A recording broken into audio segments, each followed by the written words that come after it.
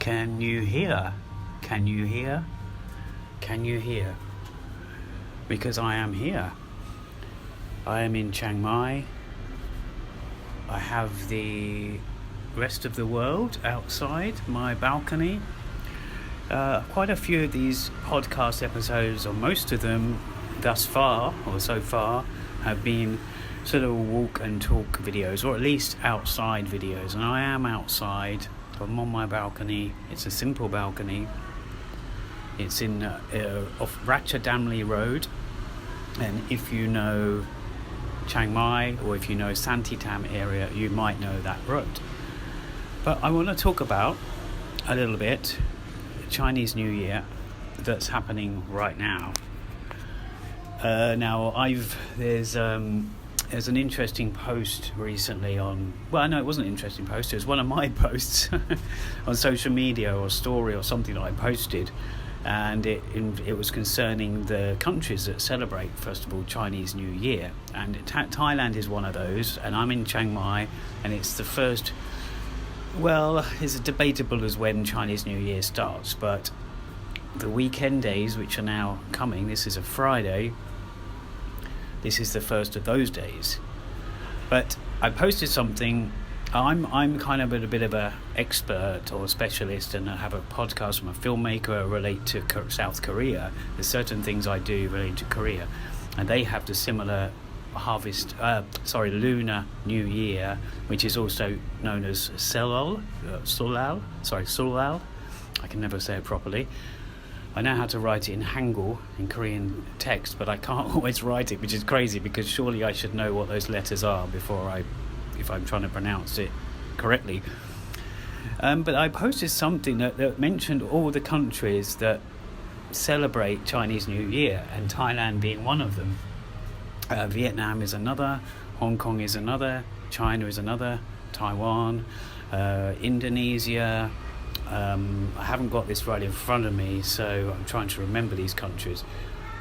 But Philippines, I think.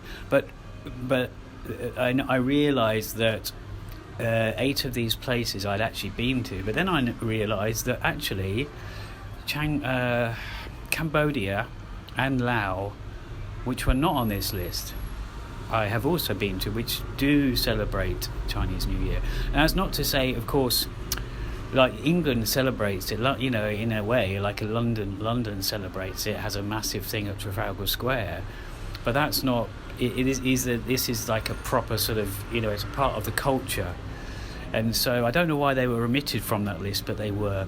Anyway, to bring it back to Chiang Mai, I was here around about this time last year, and the reason I say that is because I remember. Well, there's 2 reasons. One is I remember there being some fireworks outside Maya Mall, or Maya Mall, you might know that. It's quite a significant shopping mall near the Niman area, but also not quite near where I am, very near where I am really. And I remember the fireworks taking place, but I think it was it the same evening or was it another evening? I think it was another evening, because I went to this venue, which is kind of a rooftop venue, a very Thai music venue on the roof, and there was actually Yellow Fang, which are a very popular Thai indie band consisting of 3 women, and I saw them, but I have a feeling that I went there first, maybe a couple of nights before, once I'd found out where the place was, and had a bit of a drink. Maybe, I mean, I don't drink alcohol these days, but I had something. And a bit of food, and I remember seeing the fireworks. Maybe it was that night, I remember something, or maybe it was the Yellow Fang evening, but either way there was something taking place at that time.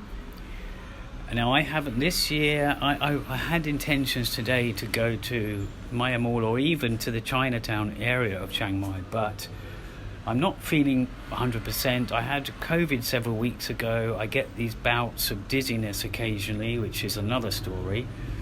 I don't know if it's solely related to that. It could be something else.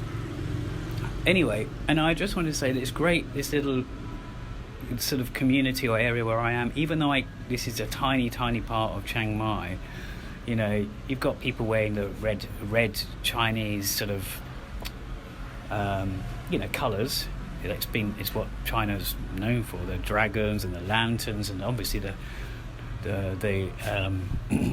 flag of China. And some people will say where red is also communism, but that's irrelevant in my opinion. So it's nice seeing people getting ready for it, or going out, or talking about it, or maybe they've gone to there's a few restaurants here, there's a massage shop, there's other places which have people working in them and they're wearing red, or they're not. Some of them are, some of them aren't. Some are going out, some of them aren't going out. And it's just a nice atmosphere here. I'm looking down on this cafe. Well, I can just see this Cafe Banom. If you know this area, it's called Banom Cafe in Space. Very popular with the Thais. Very popular with non-Thais actually, but I would say mostly Thais that go there. There's a few foreigners that go there. Great little place. I think it's been there about 4 years, someone told me. It's kind of almost Japanese-like, but it's a very nice sort of glowing venue where you can sit down, you can talk to people. It's a cafe after all, but it does meals. It does. It's something I've noticed on this trip to Chiang Mai, but elsewhere in Thailand maybe I've noticed it, but you've got these cafes that do cakes and stuff as well, which is what it would be in Korea, in South Korea. That would be, it's normally it can be very generic, the kind of things you get, choices. Here it can kind of be, you've got similar desserts, but every place is a bit different, of course. But you also, like in that place, it's a mix. You've got meals as well, like savoury meals and toast and croissants and cheese and all this kind of stuff. And there's a place almost opposite called the Moon Cafe, not to be confused with one on the main road, which is Moon Eatery or something.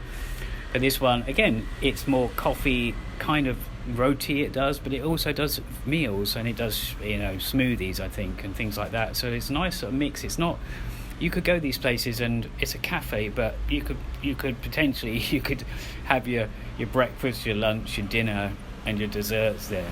This is what I've noticed. I might actually talk about this in another episode. But yeah, so tonight there'll be fireworks. I'm sure I'll see or hear some of those. Either I can make out from the distance, I can see where the New Year fireworks happened. So I'm looking towards, what is it? Well, that's the word. What is it? I can see Wat, whatever you want to call the Thai temple name, Wat Santitam, and that behind that is towards not quite Taipei Gate, but yeah, it's sort of heading towards that way, towards the old town, definitely, and beyond. Otherwise, there is a small chance. What time is it now? It's now. It's going to be 7 p.m. soon, so I'm probably not going to be heading out. It does all kind of start now, whether it's Chinatown or whether it's Maya Mall.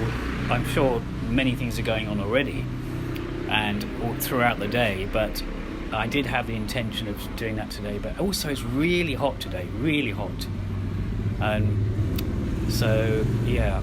And what I'm going to do is close out there. I don't want these episodes to be too long. I'm going to leave you with a bit of atmosphere and just say goodbye. See ya.